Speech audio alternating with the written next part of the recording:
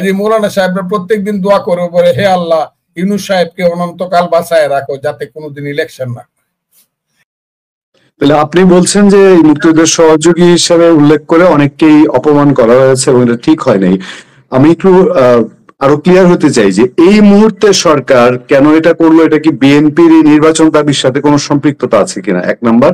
আর last আমার যেটা আপনার একটা মন্তব্য চাই সেটা হচ্ছে ডক্টর মোহাম্মদ ইউনূস মুক্তিযুদ্ধকালীন সময়ে তিনি যুক্তরাষ্ট্রে ছিলেন, সেখানে তিনি তহবিল সংগ্রহের ব্যাপারে অন্যান্য প্রবাসীরা তখন যে ভূমিকা পালন করেছে তিনি সেটা করেছিলেন। এর আগে পরে ওনার মুক্তিযুদ্ধ সংশ্লিষ্ট সম্পর্কে আপনি যেহেতু তখনকার সময় এবং একজন বীর মুক্তিযোদ্ধা এবং বহু স্টাডি করেছেন, বহু কিছু চাক্ষুষ প্রমাণ আমি একটু জানতে চাই। এবং ওনার সরকারের সময় এসে মুক্তিযুদ্ধ নিয়ে বিতর্কটা সবচেয়ে বেশি হচ্ছে যে সরকারের অনেক সিদ্ধান্ত বা সরাসরি সিদ্ধান্ত না হলেও অনেক কাজ দেশে হচ্ছে যেগুলো মুক্তিযুদ্ধের স্মৃতিচিহ্ন মুছে ফেলা যায়, যেগুলোতে সঠিকভাবে বাধা দেওয়া হচ্ছে না, আইন প্রয়োগ ঠিক মতো করা হচ্ছে না। এই প্রেক্ষাপটে এখনকার ঘটনাটার সাথে কোনো মিল বা তাৎপর্য আছে কিনা? আজকে চট্টগ্রাম থেকে একটা নিউজ আসছে আমার কাছে, এই নিউজটা আসতেছে আমার কাছে গত 8 মাস যাব।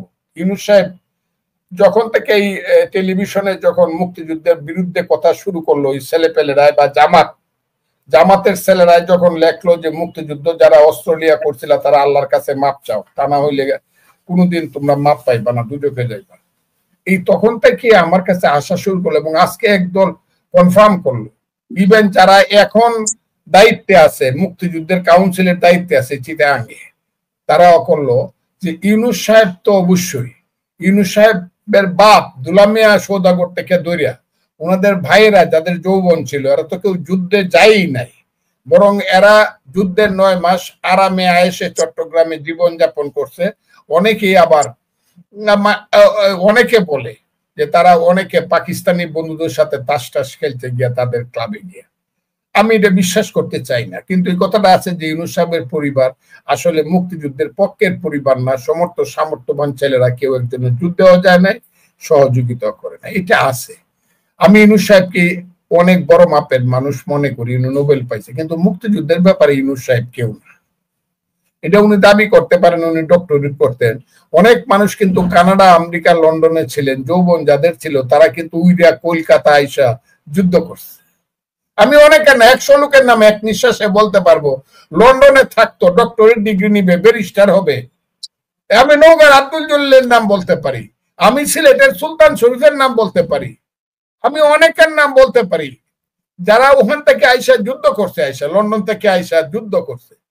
উনি তো আমেরিকার থেকে উড়ে আসতে পারতো না, ইন্ডিয়া তা না, কিন্তু উনি তো আর যুদ্ধ করতে আসেন নাই বলে উনি নাকি একটা কমিটি চান্দা তুলতো, ওই চান্দা তোলা কমিটির সঙ্গে যুক্ত ছিলেন, এটা ইদানিং শুনলাম।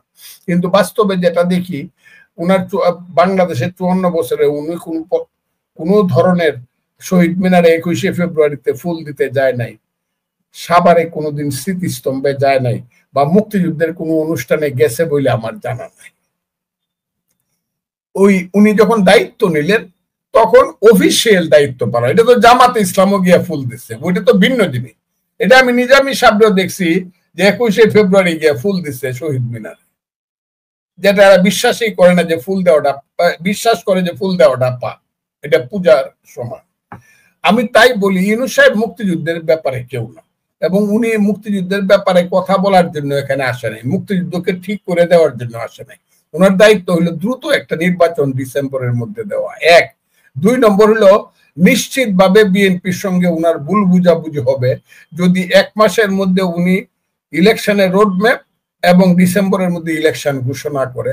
নিশ্চিতভাবে বিএনপির সাথে ওনার ভুল বুঝাবুঝি হবে এই কারণে, কারণ বিএনপির প্রধান নেতা এখন যিনি আমাদের নেত্রীর পরে, যার উপরে সমস্ত দায়িত্ব আমাদের নেতা জনাব তারেক রহমান বলে ফেলছে ডিসেম্বরে নির্বাচন হতেই হবে, এবং দ্বিতীয়বার বলছে ডিসেম্বরে নির্বাচন হবে, এর বাইরে বিএনপির যাওয়ার কোনো পথ নাই। আর আমি মনে করি ইউনূস সাহেব যদি ডিসেম্বরের পরে ইলেকশন জুন মাসে নিতে পারে, সেই জুন মানে হবে রাজনীতির খুন, এখানে রাজনীতি খুন হয়ে যাবে, জুন মানে খুন, এটা হবে।